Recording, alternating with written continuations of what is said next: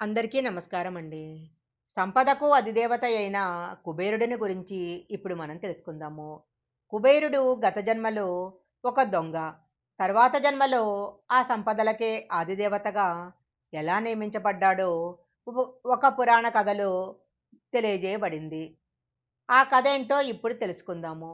కుబేరుడు గత జన్మలో ఒక బ్రాహ్మణ కుటుంబంలో జన్మించాడు. అయితే ఆ వ్యక్తి బ్రాహ్మణ కుటుంబంలో జన్మించిన చెడు సవాసాల కారణంగా జూదమాడుతూ తల్లిదండ్రులు తమ తాతలు సంపాదించిన ధనాన్ని మొత్తము పోగొట్టాడు.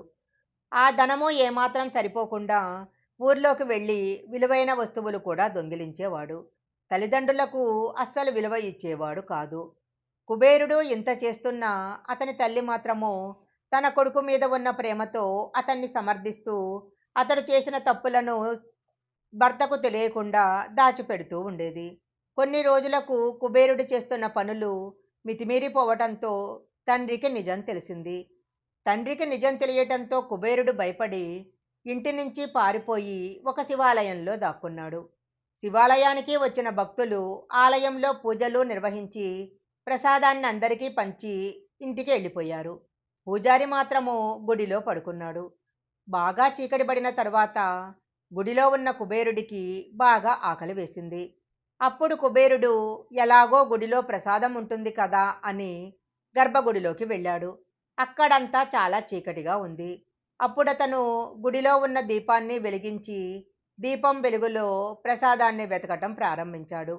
కానీ గాలికి దీపం ఆరిపోతున్నట్లు అటూ ఇటూ ఊగుతుంది.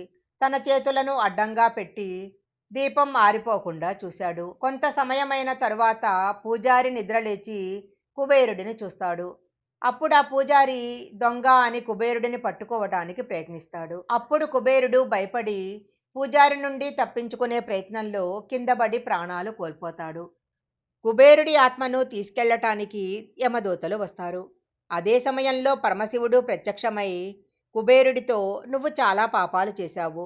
కానీ ధనత్రయోదశి రోజున నా ముందు ఉన్న దీపాన్ని ఆరిపోకుండా కాపాడావు కాబట్టి నువ్వు వచ్చే జన్మలో ఆ సంపదలకే ఆదిదేవతగా ఉంటావు అని వరం ఇచ్చాడు.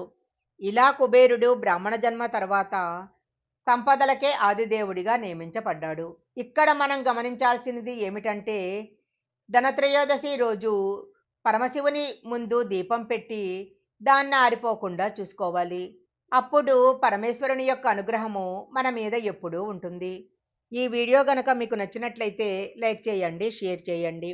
ఇలాంటి మరిన్ని వీడియోల కోసం మా ఛానల్ సబ్స్క్రైబ్ చేసుకోండి. పక్కనే ఉన్న బెల్ ఐకాన్ని యాక్టివేషన్ చేసుకుంటే మేము పెట్టే వీడియోలన్నీ కూడా మీకు ముందుగానే నోటిఫికేషన్గా వస్తాయి. మరొక మంచి వీడియోతో మళ్ళీ కలుసుకుందాం.